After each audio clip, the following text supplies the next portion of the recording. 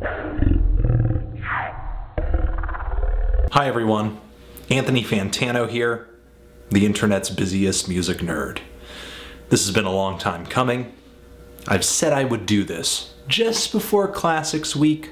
Classics Week is coming right after this video. Just be patient, it's coming. It's coming. Albums are already chosen. No need to make suggestions.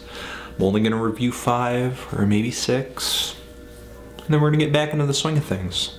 But for right now, I'm doing an epically long, arduous version of my least favorite segment on this show, the Why You Know Review, where I talk about a lot of releases that I've missed in just one gauntlet of sadness. Now, I do want to say that there were a lot of LPs on this list that I didn't necessarily think were bad. I just didn't really have either the time to review them, or they weren't really, I guess, enticing me enough to review them, or maybe at the time they weren't appealing to me all that much. I'm not saying that my reasons for not reviewing these albums are necessarily well developed, informed, or anything like that. You know, I just have my reasons and that's it. And here I have almost 90 different albums that I have overlooked this past year, and believe me, there's a lot more where that came from. So will I address every album I didn't review in this list? Of course not. I can't. You know, it's impossible. I'm one person.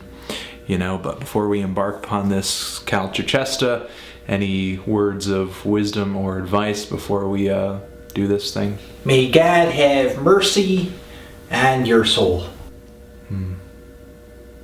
CALE-SHIFTY, God-fearing man. Royal Headache, self-titled. These guys are an Aussie garage punk band. This album actually got dropped in 2011, but it came out this year, kind of got reissued in the US. And I just found a lot of tracks on this LP to be a little samey. There was an instrumental track on here as well that I didn't care for at all. But there were some really hot, fast, and energetic singles with a seriously catchy power pop vibe. And if you're looking for something that is speedy, energetic, and kind of upbeat, lo-fi, a little grimy, then definitely check this thing out. Nathan Fake, Steam Days. This LP was okay, you know, it's got an IDM kind of feel to it, electronic music producer. And while, yeah, it is a little more out there than your usual electronic music album, I didn't really think the progressions and the sequencing on this LP were engaging or interesting enough for me to want to listen to it from beginning to end again and again and again. Birth of an Icon, Riff Raff, easily one of the most entertaining people in the underground rap game today.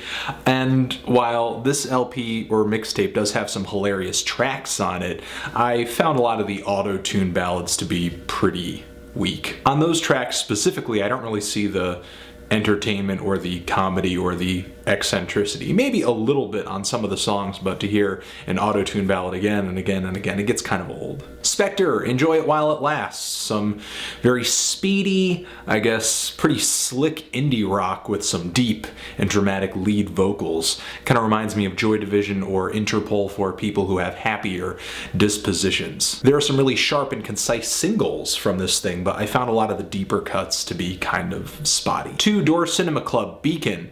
While there is good production here, there is performance, musical performance here as well. This LP definitely has those things going for it, but outside of that, this is just pretty much textbook blueprint indie rock without much effort toward bringing an original recipe to the table. I mean, yeah, while I'm not looking for something to be completely unorthodox, I don't even feel like these guys make an attempt toward making a record that sounds like it could be unique to any band at all, much less them. DMX, Undisputed. This LP is like moldy food in the fridge. I mean, it's just so fuzzy and disgusting that you don't want to touch it, but it's in your fridge. You know you have to pick it up and remove it and throw it away. I mean, this LP kind of sees DMX coming back with, you know, a little bit more promotion behind him this time and some pretty current features on the guest list here, including a Machine Gun Kelly. But still, this LP to me is everything that I've never liked about DMX ever, but this time around, much older, unfocused, and kind of focus grouped into just sounding like your average mainstream pop rap record. Bob Mould, Silver Age. I've never really loved this guy's solo stuff as much as I have his work in Husker Du. I mean, that music to me is so much more energetic and edgy. A lot of his solo LPs tend to be a little more poppy, and this new album of his is especially slick. Maybe a little too slick for me personally. I mean, there are some moments on here that sound like they could be, you know, alternative rock hit singles if they had gotten radio play in the 90s or something like that. I mean, that's just my opinion on it, but still, it's a well-produced album, some catchy songs. Nile at the Gate of Sethu, hope I'm pronouncing that correctly. These guys are a death metal figurehead, still making pretty worthwhile music, but kind of like the band Neurosis, it doesn't really seem as, I guess, exciting or thrilling this time around, though they're definitely as brutal and as technical as a lot of their past material.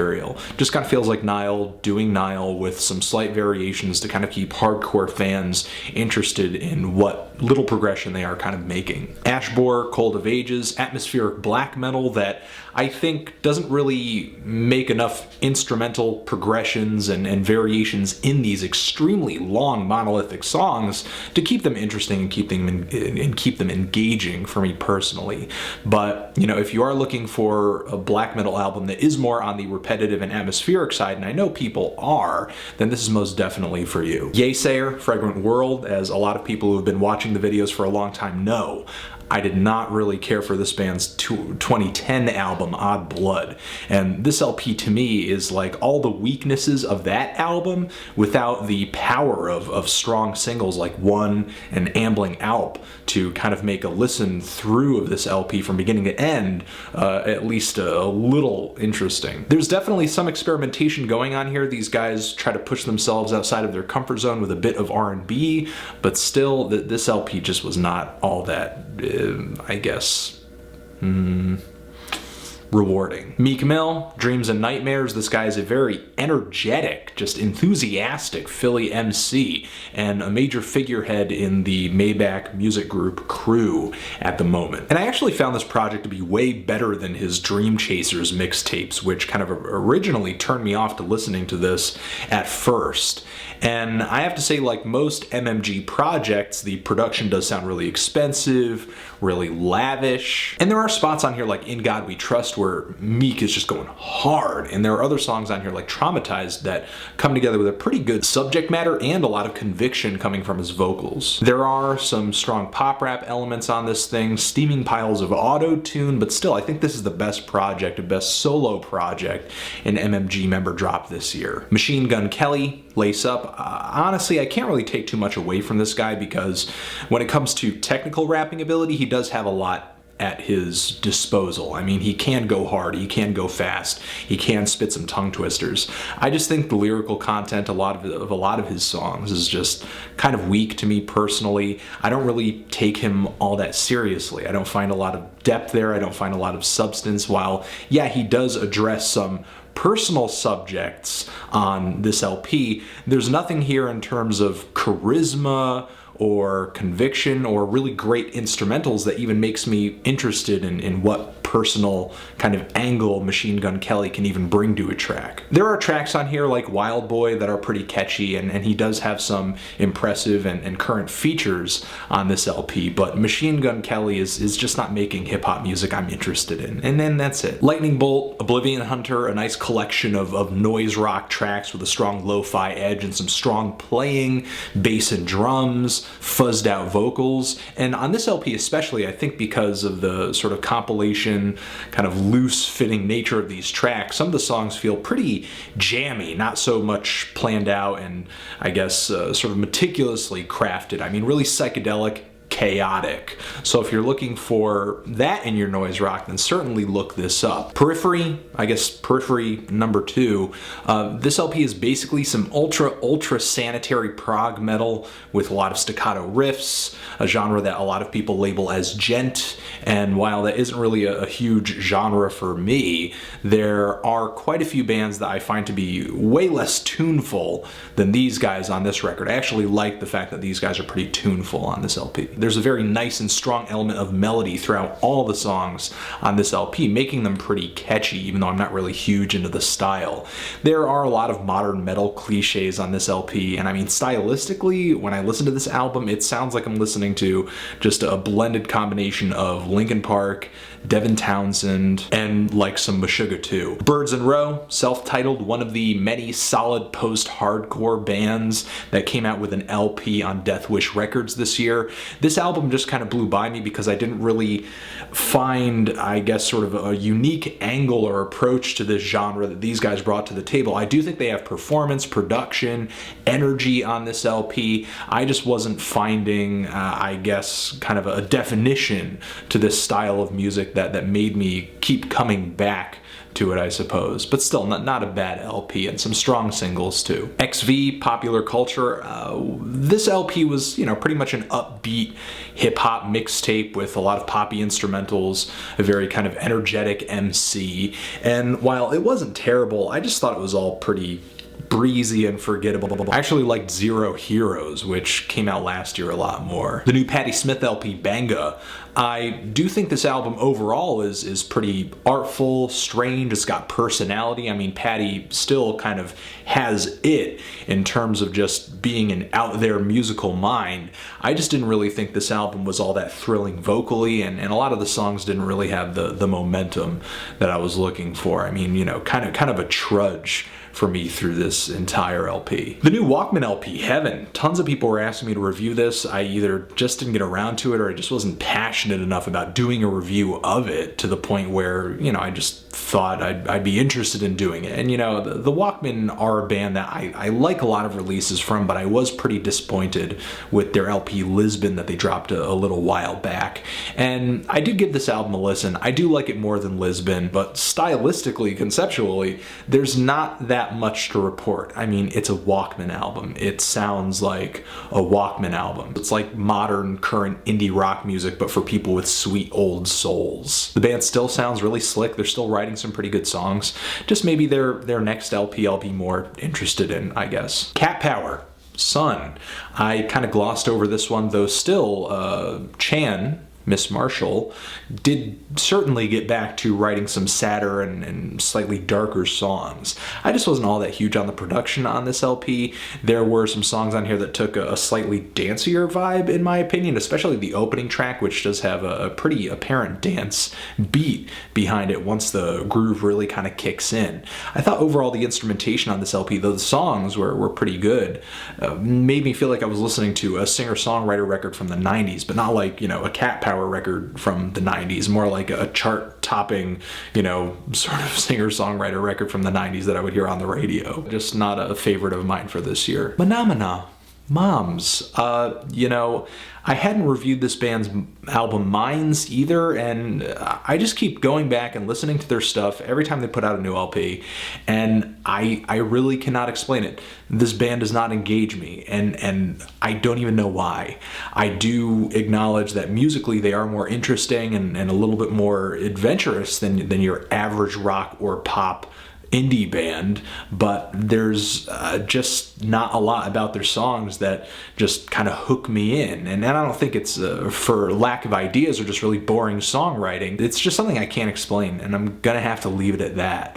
Hopefully their next LP clicks with me, or I actually kind of come to the realization as to why their music doesn't ever really appeal to me that much, though it's clearly sort of, you know, in a style that I am familiar with and do enjoy. Cray Sean, something about Cray. Yeah. Shout out to Speak. You're the man. Big Sean, Detroit. I skipped this thing like I was playing hopscotch.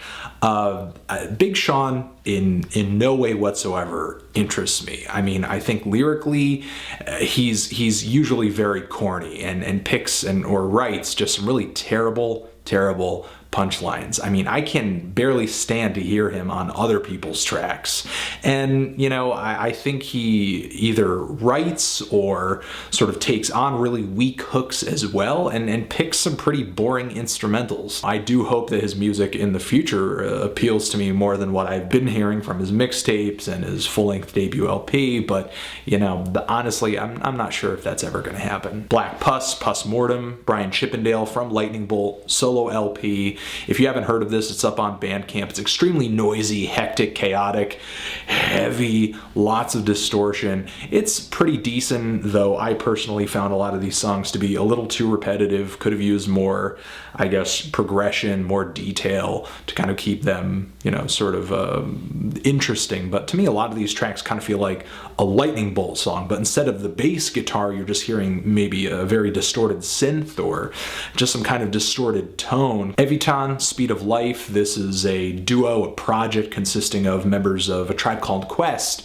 and Black Sheep, you know, two seminal old school hip hop groups. And this is pretty much just like a modernized take on the boom bap style, that Native Tongues hip hop style that was so awesome back in the day. It's certainly likable, but a little old hat. And that's all I have to say. If you're into this style, you're looking for a hip hop album that goes down that road, or if this somehow flew by you despite the fact that you like these two groups, then definitely look it up. The OC's Putrefiers 2. This is a garage and psych band that whose last few releases have really let me down ever since I got into them with the album Master's Bedroom. And the reason a lot of their LPs have let me down is because I think the production for the most part is very lackluster. I mean, more noise and reverb than actual songs or anything like that. And, you know, while I do like noise, just this really thin, brittle, bouncy kind of garage psych music just does not appeal to me whatsoever. So I did kind of let this LP slide by me because of just all the disappointments that have come with their previous material. But I was actually shocked when I listened to this album and found that, whoa, I can hear instrumentation on this thing. There's clarity here. I hear like horns. I actually think overall this is their best LP since Master's Bedroom. I'm hearing actual focused, concentrated tunes on this thing. I feel like there are some bands that, like The Fall, can really kind of take a riff or take an idea and kind of blam it out as a group and sort of jam on it. I just don't think the OCs are one of those groups, or at least they haven't been able to make that translate all that well on record. Maybe they're fantastic doing that live, I don't know. But still, I actually will say again, this LP I do think is their best since Master's Bedroom. Kishibashi 151A, some really string heavy art pop. I believe this guy has actually worked with Of Montreal a little bit with bringing some of that string work into their albums. Not a bad LP, some really strong pop tunes with a sort of strange creative edge, though I do think there are a lot of moments toward the back end of this LP where I'm hearing songs that do feel pretty influenced by sort of more contemporary indie artists like Sufjan Stevens, for example, which isn't a bad thing, but, you know, I just kind of feel like the LP lost its flavor a little bit as I traveled through it toward the end, though still started very strong. Ulver, Childhood's End. This LP was actually kind of a surprise from these guys, though I guess it should be no surprise that they kind of made another surprise. I mean, their discography is full of sort of weird turns, and this LP pretty much brings a bunch of covers of psychedelic rock and pop songs. And while I do think Ulver does a great job of recreating this musical landscape instrumentally, I'm not exactly sure if vocally these songs are recreated all that well. There are some good covers though. There are some good covers and good song choices.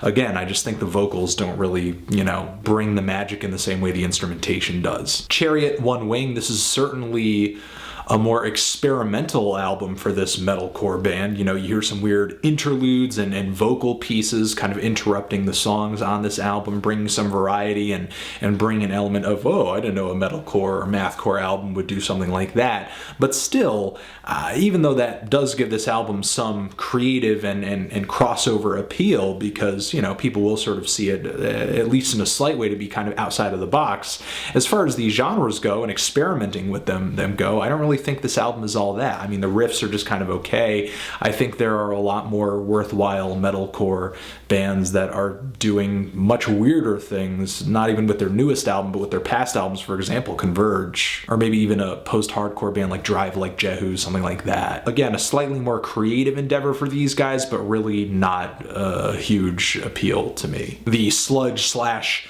doom slash psych band UFO Mehmet, I hope I'm pronouncing that correctly, probably not. They dropped 2 full-length albums this year, both which had Oro in the title and then colon and then kind of the other part of the title. And these 2 LPs were just kind of night and day to me in terms of quality. The LP Opus was actually not too bad. It had a lot of clarity in the recording, the bass lines were really heavy, it actually had some nice grooves to it, some momentum, though it did get a little repetitive. It wasn't a bad listen, but the other LP these guys released was much noisier and not in a good way, like a subpar recording, kind of noisy and much muddier. If you're looking for something heavy, something that jams on for a long time, something that has a slightly psychedelic edge to it, then definitely look these LPs up. Catatonia, Dead End Kings. I don't think I need to tell you or anybody else who has heard of this band how much their early records have contributed to the world of death metal. However, I'm not really feeling much of their new material at all, and this new LP of theirs is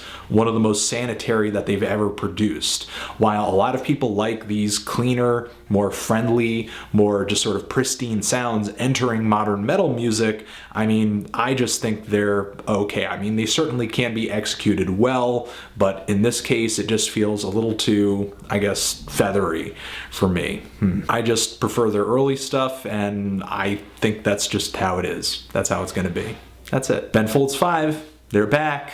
The Sound of the Life of the Mind, and they're still kind of bringing that same Ben Fold piano rock vibe, though with a lot less, I guess, sort of snark and personality and energy than their earlier stuff, like Whatever and Ever, Amen. I mean, there's some cool tunes on here, it's just not really all that riveting of a comeback. Breakbot, By Your Side, some poppy, dancey, new disco stuff from France. There are some really good instrumentals on here, some really good beats as well. I mean, I do feel like Breakbot does a fantastic job of recreating this genre of music groove-wise. I just think a lot of the tunes on here, as far as the deeper cuts go, singles are tight.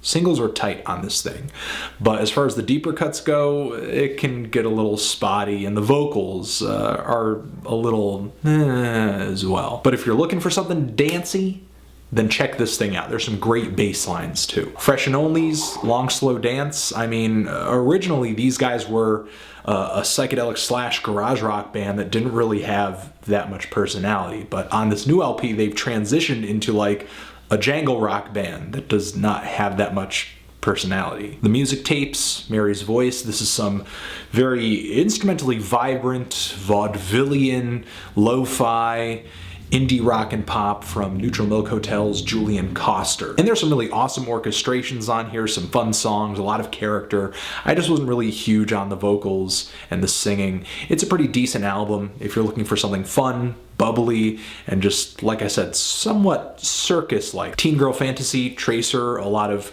kind of repetitive, atmospheric, somewhat fruity, deep house tracks that didn't really have many interesting sequences coming from the beats. I mean, the tracks, the instrumentals, they're just okay.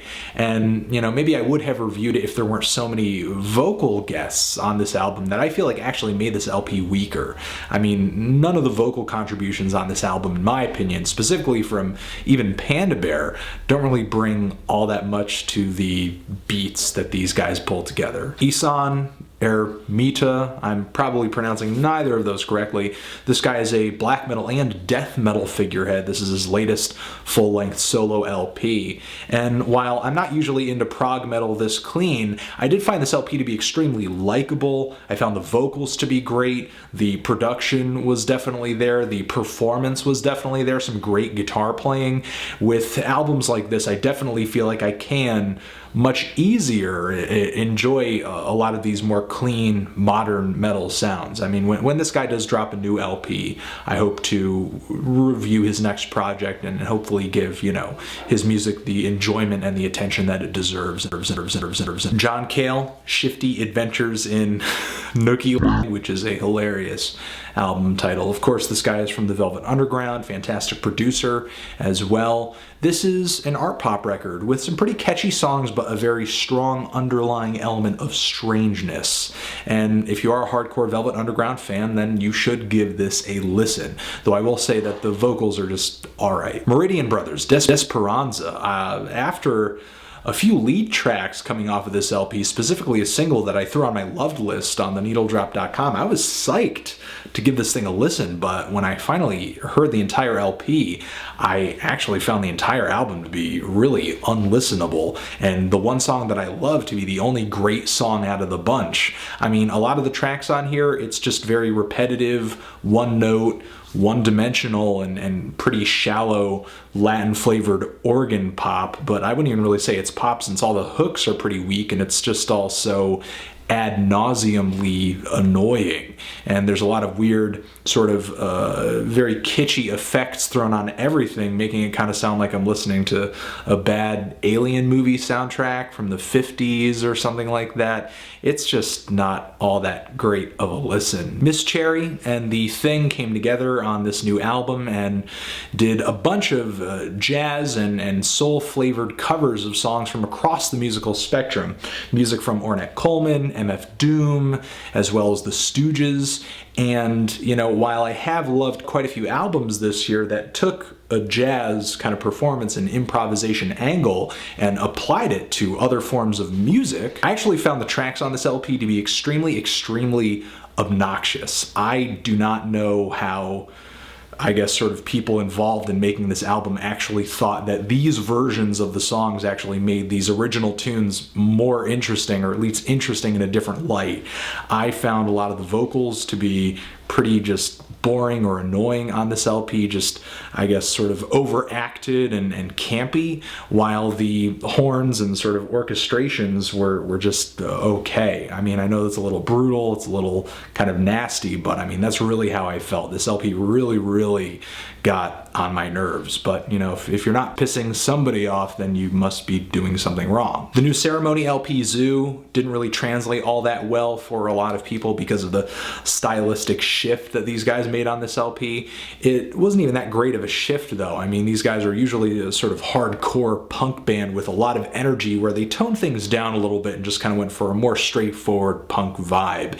It's a decent collection of songs, just not all that full of momentum for me. I actually feel like a lot of the tunes on here are pretty catchy if they just had a little bit more ferocity to them in terms of just hearing the band play together. Freddie Gibbs, Babyface Killa, again and again and again. I keep trying to get into this guy because people sing this guy's praises and I just can't do it.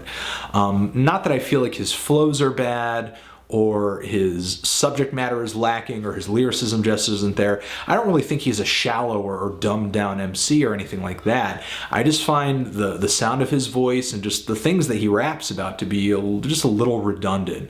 I mean, from one track to another, I feel like the only things that really change all that much on a Freddie Gibbs album are the instrumentals. I mean, if it wasn't for the instrumentals on a lot of his mixtapes, then, you know, it wouldn't really be all that interesting to listen through an entire Freddie Gibbs project, and I felt that way about this mixtape too. TRAXMAN, The Mind of TRAXMAN, this is a really awesome kind of, you know, roots representation, blueprint depiction of this emerging style of electronic music footwork. Yeah, it's been around a while, you know, and its influences have been around a while too, but this is a growing genre in terms of popularity.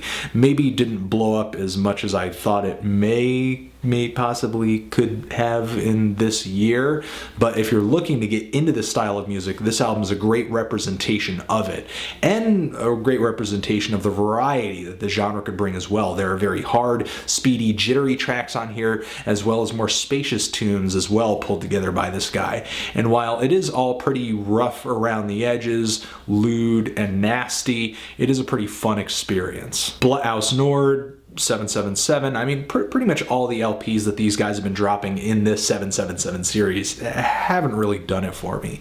I mean, a lot of people love their black metal sort of fused with industrial for a more sort of mechanical and atmospheric sound.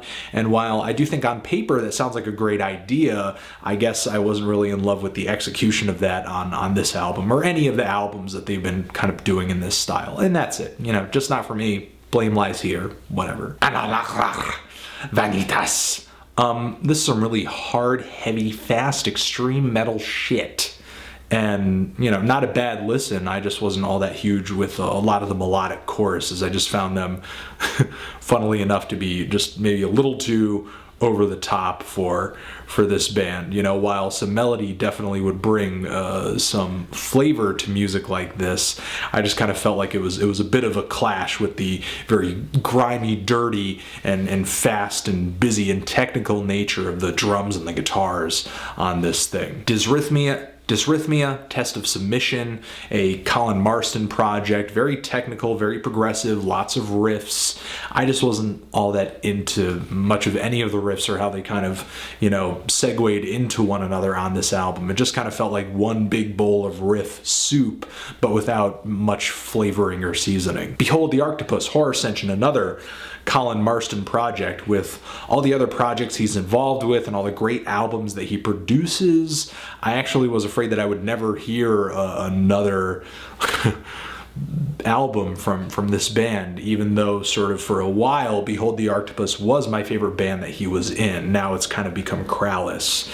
And with this LP, I mean, it's just not that much to report. It is Behold the Octopus as you remember them, that very technical, busy, and sort of dizzying angle that they always bring to their compositions, but it just wasn't that interesting of a listen because they didn't really try to push their boundaries or experiment outside of what they've already done on their previous LP all that much, which I do like that LP quite a bit, Skull Grid. Rock Marciano, Reloaded. While I do think this New York MC has some great lyrics, and I love hearing him on other people's stuff. I mean, I feel like he is like the ultimate feature MC because of just how quiet and different his voice usually sounds. I mean, he usually comes across as very kind of understated, and that's what makes me just sort of stop and listen to him and everything that he's saying whenever he sort of hops onto a track with another MC I enjoy. But by himself, one track after another, he gets really, really one-dimensional and very underwhelming. I have heard some people praise the very quiet and minimal approach of this album, and I do feel like that does make this LP unique. It doesn't necessarily make it a weak album. It just doesn't make it a very appealing album for me personally, and that's all. The new Minus the Bear LP, Infinity Overhead. I've never ever been a Minus the Bear fan. This LP is not changing that, because for one album after another, to me, Minus the Bear just puts out very soulless indie rock, and that's it. You know, brutal, I know, but that's just how I'm gonna leave it. Two Fingers, Stunt Rhythms. This is a little duo involving Amon Tobin, where instead of throwing together some very deep, somewhat experimental or sort of strange atmospheric electronic music tracks, he can produce some fun, bouncy, bubbly bangers. And there are a lot of tracks on here that are actually pretty fun and do get me to bob my head. It is kind of shallow and somewhat limited stylistically, but still, bangers. CIRCA Survive, Violent Wave. Again, another band I've never really been a fan of. While they are a post-hardcore group, and I love a lot of bands in that genre, there's just a really weak alternative rock kind of flavor to this music as well. It's just too, I guess, you know, I don't want to say whiny, but I mean, I find this band's music to be very wimpy and not in a very admirable way either. Not in kind of like a wimpy, slacker indie rock band from the 90s, but I mean, it's just too, again, feathery, clean, poppy. It's just not for me. Father John Misty, Fear Fun. While I didn't really like this album overall, I mean, not to say that, I didn't really feel like it had that big of an impact as an album for me because of how much of a mixed bag the songs are, but still a lot of great songs on this album. Jay Tillman, ex-member of Fleet Foxes, does write some really great tracks on here, and I think the only thing better about his songwriting is just his wit. I do think this guy's hilarious, especially on tracks like I'm Writing a Novel. It's a very good album. I should have reviewed it. It's enjoyable. Give it a listen. Father John Misty, Fear Fun. Slightly Stupid, Top of the World, American Reggae Man. American Reggae. Mono, For My Parents, there's nothing really to report. It sounds like a Mono album. I mean, you know, it's actually kind of boring in comparison to their last LP, which had those huge orchestral additions to the music, but this was just, you know, just okay, and that's it. Brother Ali, Morning in America, while I do feel like this kind of concept album does have a great subject matter, I just wasn't all that enthralled with, I guess, sort of the delivery or execution of this album. I do acknowledge that Brother Ali has something to say. The thing is, the instrumentals are just okay, and I don't really feel like there's anything on this LP that brings that social urgency that's necessary for a lot of the topics that Brother Ali tries to attack on this album. A Place to Bury Strangers, Worship, definitely not a bad shoegaze album. While these guys did do a good job in backing off the compression a little bit, their last LP, Exploding Head, did feel like my head was exploding as I was listening to it. I mean, really an overbearing listen. This was much easier to listen to, a lot less taxing. I just feel like the songs were maybe slightly less catchy. The hooks weren't as beefy as they were on the last LP, but still an enjoyable listen. And the Babies are House on the Hill. Some garage rock, some lo-fi indie rock on here from members of Vivian Girls and Woods. Not a bad LP. I actually think a bit more cohesive and a little more well written than their last album. I'm looking to see what these guys do in the future. You know, I'll see if they impress me with a full length next after this one. COHEED and CAMBRIA, the AFTERMAN, Ascension. For a while these guys were really like a rising star in alternative rock. But honestly, I found some tracks on this LP to be like vomit-inducing. Like the track Goodnight Fair Lady. I mean, that track is one harmonica away from being a Blues Traveler song. Ugh. I mean, there are some tracks on here that are heavier, a little bit more catchy. I mean, to me, there's definitely some sort of, I guess, concept being implied by the titles of these tracks. But still, the songs on here I did like. I just kind of found to be somewhat of a variation on a track like Mars Volta would make, or like At the Drive-In, and I would much rather listen to those bands. The Killers, Battleborn, while I do think Brandon Flowers is one of the most passionate and just, I guess, captivating frontmen in mainstream rock music, this to me was just a little too slick, even for the Killers. I mean, it actually kind of felt like at some moments I was listening to a solo LP from Brandon as opposed to, you know, a new Killers album. There are some songs on here that are okay, but overall it's just pretty meh. Vinnie Paz, God of the Serengeti. I mean, more Jedi mind trickery from the man himself, Box Cutter Pazzy. And it's just pretty much boom bap flavored East Coast tough guy rap, which isn't necessarily a bad thing, but a lot of Vinnie's flows on this album get pretty weak and redundant. And that's it. Amun-Ra, Mass V. These guys are a sludge metal / post-hardcore band whose new LP I found to be actually pretty one-dimensional, just very slow, very heavy, not very eventful at all, or full of interesting sounds either. And then the vocals are pretty, you know, one note too. I actually felt that their previous LPs had much more variety on them too, and had some faster tracks to kind of break up the slower tracks. While I do admire the ambition of this band to be writing, you know, several long-form songs and kind of make it this monolithic album, it, as a whole experience, just, you know, was pretty underwhelming. Ty Segall, Hair. I mean, this album, this solo album, was just not as interesting or eventful as the other two LPs he dropped this year, and that's it. You know, I had already kind of talked about him, and there were other artists that I wanted to talk about this year. That's kind of why I didn't review this thing. Trash Talk, 119. These guys are a West Coast hardcore punk band, and you know, a little bit of power violence in there too. And while these guys on pretty much all their releases have a lot of ferocity, I mean, songwriting, not as much, you know, and that's what's really kind of kept me always from being a Trash Talk fan. Neil Young and Crazy Horse, Psychedelic Pill. This LP did not appeal to me at all.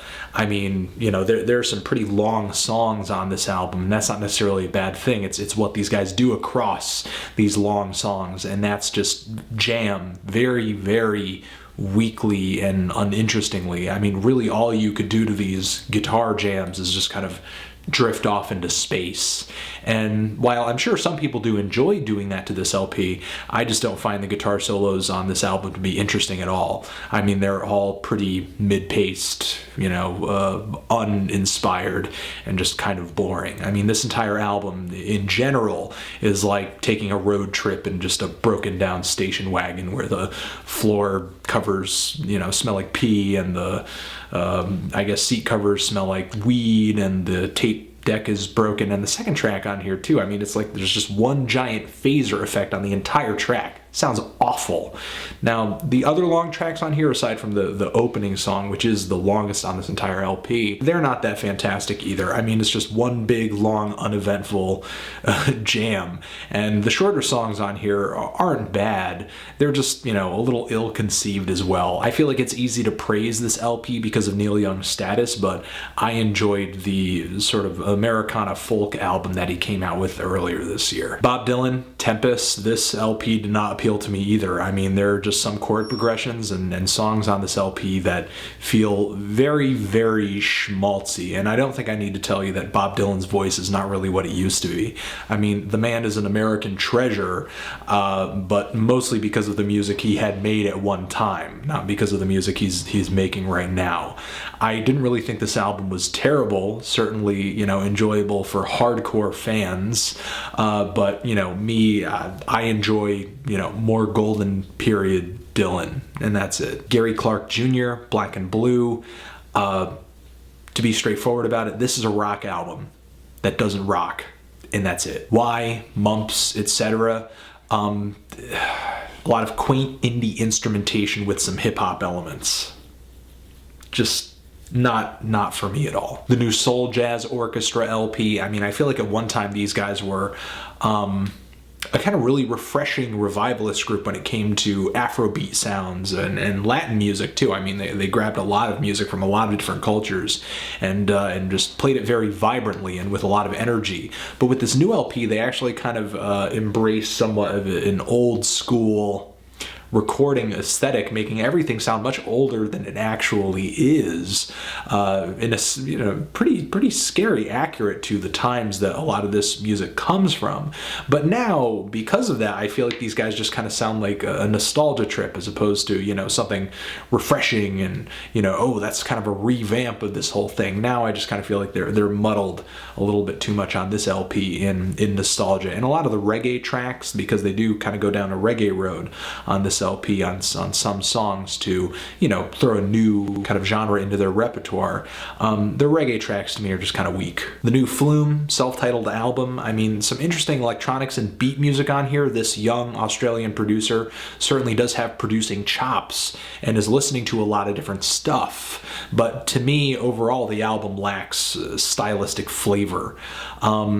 You know, while again I do say the chops are there, I'll just listen in for whatever this guy does after this, and, you know, just hope that that is a bit more distinct. UV Race, Racism. I reviewed this band's last album on the channel. Liked it. Garage rock band from Australia.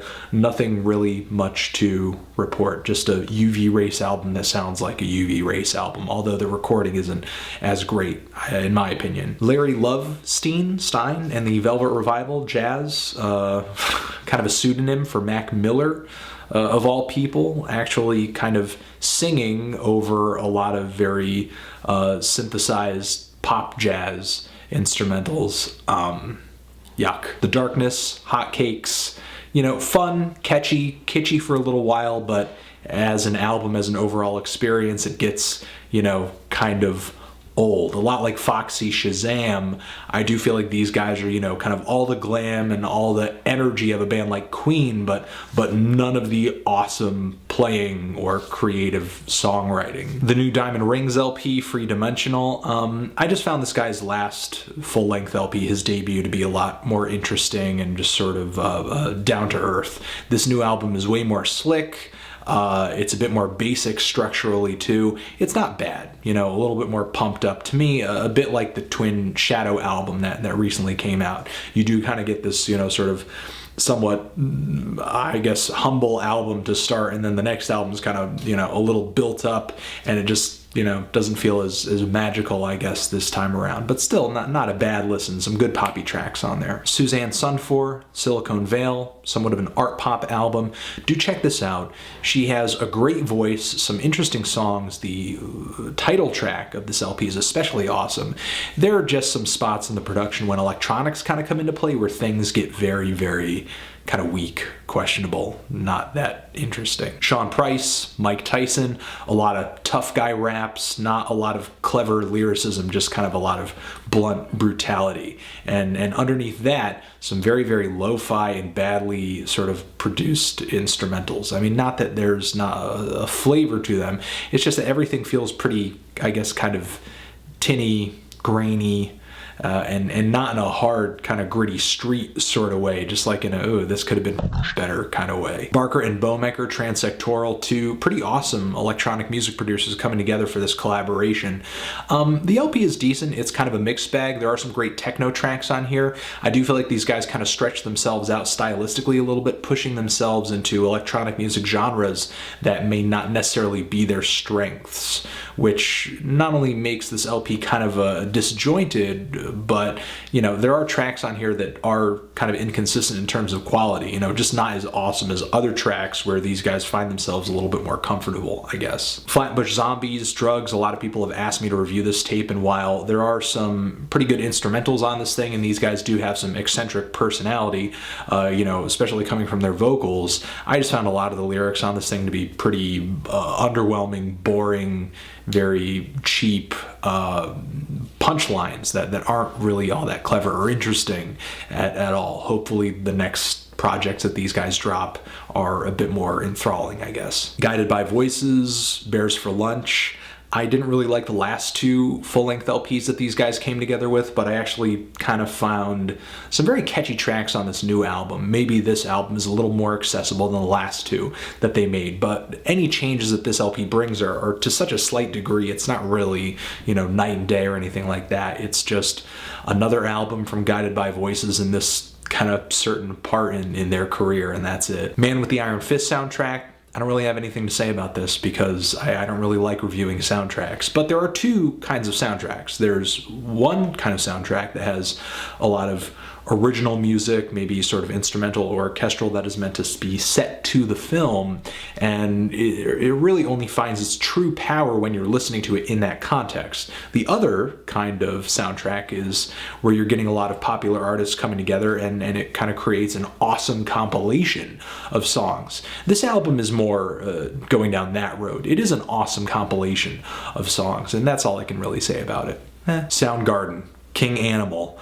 While these guys did come out with some epic and awesome hard rock LPs in the 90s, this new LP just has like no teeth whatsoever. I mean, it's just pretty much a textbook underwhelming return to putting out studio material. It's not as bad as you would expect from a mainstream rock band that hasn't dropped a new LP in over a decade, but still, you know, just not anywhere near a favorite of mine for this year. Propagandhi, Failed States, I mean, this to me is just a too melodic hardcore album. It's Propagandhi, to me, just way too slick and groomed. I'm much more of a fan of their kind of dirtier, rougher pop punk stuff. Carter, Tootie, Void, Transverse. This is actually an LP I bought earlier this year and I have been enjoying on and off throughout the year. It's pretty much a noise album from, you know, members of, Throbbing Gristle. I'm getting really tired at this point, can you tell? Throbbing Gristle, Factory Floor, a lot of strange sounds, noisiness, very dark, somewhat danceable beats. It's an interesting experience, and that's all I'm going to say about it. The new Rame LP, Quarter Turn, some really awesomely produced dark ambient music. I mean, great sounds on this thing. Just some really short, underwhelming, and kind of uninspired song structures. I wish this entire LP, all of its tracks, were way more well developed at all past the first 5 or 4 minutes that they last. The lengths of these songs and just the directions of these tracks are not as ambitious as the sounds that these guys bring to the table. Gaza, No Absolutes and Human Suffering, you know, a core album. Noisecore, grindcore, metalcore, mathcore, a lot of heavy riffs on this thing, very abrasive vocals. It's a hard-ass freaking album. It's just a little one note though. I mean, just not... I guess what I'm trying to say is, while I love aggression, I guess I would have liked a little bit more flavor outside of that. But still, if you're looking for something heavy, looking for something fast, give this a listen. And finally, the new Shackleton project, Music for the Quiet Hour. I didn't review this because I've not even gotten a chance to listen to this thing all the way through, which I actually do want to do because of how strange and sort of experimental and surprising it is. I hope to be able to do that sometime soon. And that's it. That's it. God. This depressed me. This was depressing. All right. I'm going to go be depressed somewhere. All right. That's all I'm going to do. So I'm going to go be depressed somewhere. All right. Thanks for watching. Forever.